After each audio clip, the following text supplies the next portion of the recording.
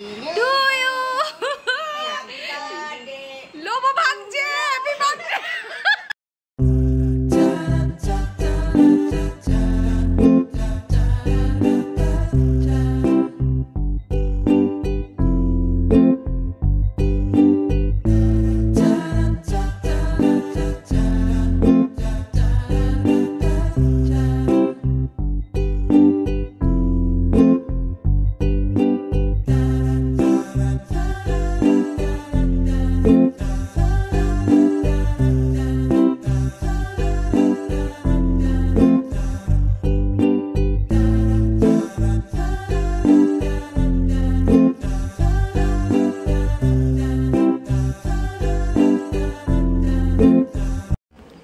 প্রত্যেক দিনের মতো জিম করে মনটা ফ্রেশ করে তারপর আমি চলে গেছিলাম দাদাদের বাড়িতে।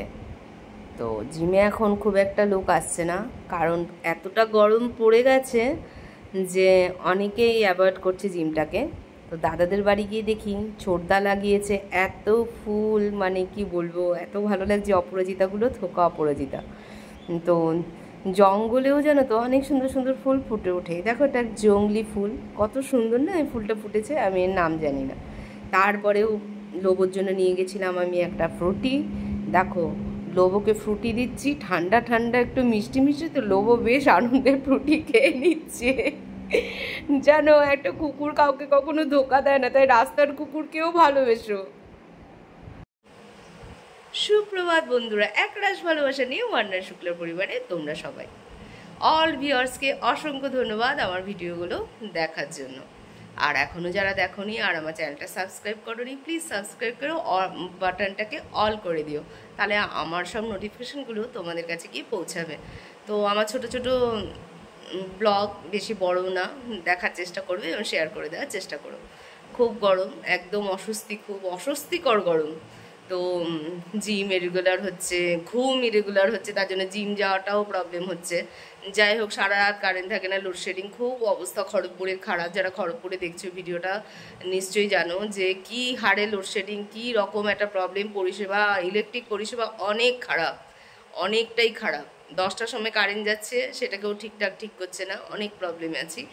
তো যাই হোক, এখন শুরু করলাম ব্লগটা 9:30 জিম থেকে এসে স্নান করে, তারপরে পুজো দিয়ে তারপরে শুরু করেছি ব্লগ করা। আজ আমার সাথে সারাদিন সঙ্গে থেকো, কী কী সব করব সব দেখো। তো চলো শুরু করা যাক সব। তো জিম থেকে এসে দেখছি যে আমার কাছে একটা চাবি থাকে আর হাজব্যান্ডের কাছে একটা চাবি থাকে, কারণ আমি জিম যাওয়ার পরে ও যায়। এইটা কিন্তু বাজার না, মানে আমার ঘরে বাজার করেছে দাস, কারণ সানডেতে ছিল না, তার জন্য মানে ঘরে কিচ্ছু ছিল না, তাই জন্য এসব বাজার করেছে। এর আর্ধেকই ফেলা যাবে, অনেক ঝগড়াঝাটি করে একবার বন্ধ করেছিলাম যে এইভাবে বাজার করলে মানে ওয়েস্ট হয়, টাকা পয়সা ওয়েস্ট করা তো ঠিক না। তো নিয়ে এসছে, ও ভাবে যে আমি কোথায় যাব, বারবার কোথায় বাজার করব। তো ছোট মাছ এনেছিল, তো সেটাকে চচ্চড়ি করছি। আর হচ্ছে যেমন যত সবজি এনেছে সবজিটাও খাওয়া হয়ে যায় তার জন্য। আর এখানে এনেছিল পার্শে বাটা, বেগুন দিয়ে পার্শে বাটার ঝোল বসিয়ে দিয়েছি। একটা রান্না করে সারাদিন মোবাইল নিয়ে না থেকে, শোনো আমি একটা ভালো অ্যাডভাইস দিদি হিসাবে বলছি, ঘরে সবাইকে খেয়াল রাখো, সবাইকে ভালোবাসো। কে কী কী খেতে ভালোবাসে, কে কী বলছে, কে কী করছে, কে কেমন ব্যবহার করছে, সেগুলো ভেবে কোনো লাভ নেই। তো সেইভাবেই আমি পার্শে বাটার ঝোল করছি। আজকে ছোদ্দাকে, মানে কালকে দাদারা চলে আসবে, তো ছোদ্দাকে তো আজকে লাস্ট খেতে দেবো, তাই জন্যই করছি। আর মোস্ট প্রবাবলি ও রান্না করে নেয় কোনো দিন দিই। পাট শাক দিয়ে মসুর ডাল করছি, এটা আমাকে সঙ্গমিত্রা মা শিখিয়েছে, মানে কাকিমা, মানে ডার্লিং আমার খুব ভালো শিখিয়েছে। আমি আজকে আবার চিংড়ি মাছ অ্যাড করে দিয়েছি। এটা হলে না আর আমার কোনো খাবারই লাগে না, এই খাবারটাই আমি খেয়ে নিতে পারি। আর এদিকে বসিয়ে দিয়েছি ভাত, সবে বসালাম, সবার লাস্টেই ভাত বসিয়েছি। আর এখানে এটা করে নিচ্ছি। তারপরে তো আছেই যেন ঘর দর গোছাবার একটা ঝামেলা তো থাকেই।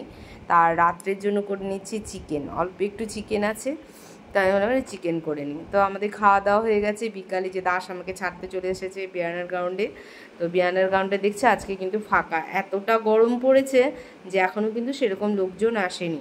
2-4 জনের সাথে দেখা হয়ে যায়, কত মানুষের সাথে বহু বছর ধরে আমার অনেক কিছু পরিচয় নেই, অনেক মানুষের সাথে দেখা হয়ে যায়।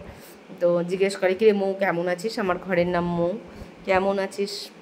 এমনও তো আমার জীবনে মানে আছে যেন, যে অনেকে জানেই না যে আমি আমাদের ঘরের মেয়ে, যে আমার দাদাদের 2 বোন আছে, মানে কেমন করে আমি মানুষ করেছি সেটা ভাবো। এই যে সাইকেল চালাচ্ছে, এইটা তোমাদের দেখাচ্ছি। প্রথমে বাবাটা সাইকেলের উপরে উঠিয়ে দিয়েছে আর মেয়েটাকে দুনিয়ার বকাবকি করছে যে সাইকেলের উপরে উঠেই বলে সাইকেলটা চালাতে হয়। কি ঝামেলা! এই দেখো, এইভাবে কি সাইকেল চালানো যায়? নিজে নিজে একটা ব্যালেন্স করা যায়? আমি মধুমিতা কণিকা হেসে চলছি, কি ধমক দিয়ে যাচ্ছে জানো তো। আর আমাদের এত হাসি পাচ্ছে, একদম ডাইরেক্ট সাইকেলের উপরে উঠিয়ে দিয়েছে। এই দেখো, দেখেছো? আর মেয়েটাকে কি পরিমাণ বকেই যাচ্ছে। তো ঘরে চলে এসছি।